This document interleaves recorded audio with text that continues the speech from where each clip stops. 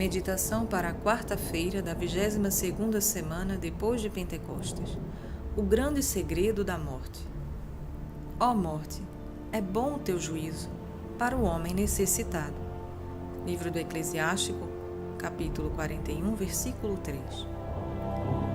Sumário. Durante a vida, as paixões fazem que os bens terrestres pareçam de modo muito diferente do que são. A morte, porém, mostra-os na sua verdade: fumaça, lodo e miséria.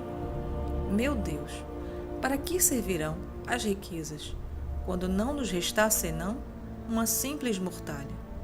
Para que servirão honras e dignidades, quando não tivermos nada senão um cortejo fúnebre? Para que servirá a beleza do corpo, quando nada mais nos ficar senão vermes e podridão? Que grande segredo é o da morte!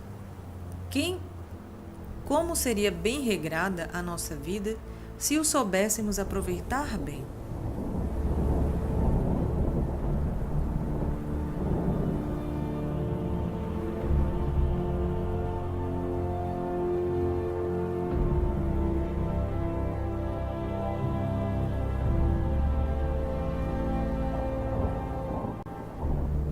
Ponto 1.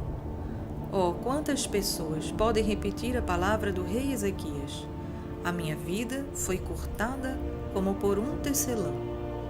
Apenas estão urdindo a tela, isto é, planejando e executando seus projetos terrestres, combinados com tanta prudência, senão quando vem a morte e põe fim a tudo. Então, ao clarão do último facho, todas as coisas do mundo desaparecem. Aplausos, regozijos, pompas e grandezas. Grande segredo o da morte.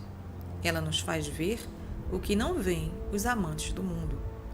As fortunas mais cobiçadas, os postos mais eminentes, os triunfos mais magníficos, perdem todo o brilho quando considerados no leito da morte. Converte-se então em indignação contra a nossa própria loucura as ideias que tínhamos formado acerca de certas felicidades ilusórias. A sombra negra e sinistra da morte encobre e obscurece todas as dignidades, sem excetuar a dos reis. Durante a vida, as paixões fazem que os bens terrestres pareçam muito diferentes do que são. A morte tira-lhes a máscara e mostra o que são na verdade: fumaça, lodo, vaidade e miséria. Meu Deus, para que servirão na hora da morte riquezas, título, reinos, quando nada nos restar senão um esquife de madeira e uma simples mortalha para nos cobrir o corpo? Para que servirão as dignidades e as honras, quando nada mais tivermos senão um cortejo fúnebre e pomposas exéquias, que de nada valerão a alma, se esta tiver perdida? Para que servirá a beleza do corpo, quando ainda antes de morrer se tornarem vermes, podridão e pouco depois em um punhado de pó infecto? Ele me reduziu a ser como um provérbio do povo, e estou feito diante deles um exemplo. Morre tal ricaço, tal ministro, tal general, e sua morte será apregoada por toda a parte. Mas, se vive o mal, tornar-se-á alvo dos ataques do povo, e como prova da vaidade do mundo e também da divina justiça, servirá para exemplo dos outros. Na cova estará confundido entre os cadáveres dos pobres. O pequeno e o grande ali estão. Que lhe valeu a bela estatura do corpo, agora que não é senão um montão de vermes? Que lhe valeu a autoridade que possuía, agora que seu corpo está condenado a apodrecer numa vala e sua alma a arder no inferno?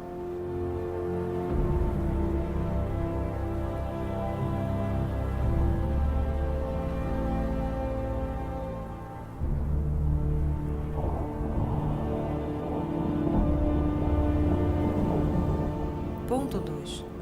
Se quisermos dirigir bem as nossas ações e avaliar bem as coisas deste mundo, avaliemo-las como no leito de morte. O tempo é breve, diz o apóstolo, tudo passa e acaba depressa. Por isso, imaginando cada dia que estamos próximos da morte, apressemo-nos a fazer o que então quiséramos ter feito. Quem sabe se a morte não nos virá surpreender de improviso. Oh, que miséria! Vivermos apegados aos bens transitórios e descuidarmos-nos dos eternos. Que insensatez! Servirmos aos outros de assunto para reflexões úteis e não as termos feito para o nosso próprio proveito. Persuadamo-nos de que, para remediar as desordens da consciência, não é próprio o tempo da morte, mas sim o da vida.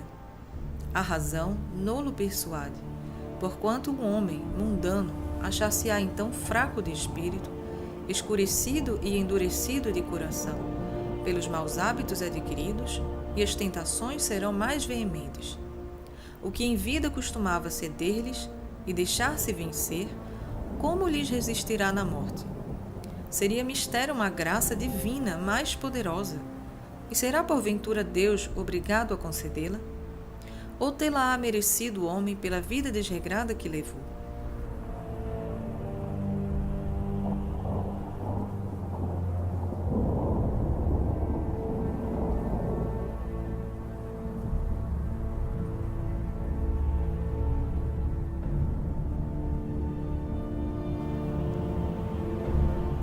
Conclusão.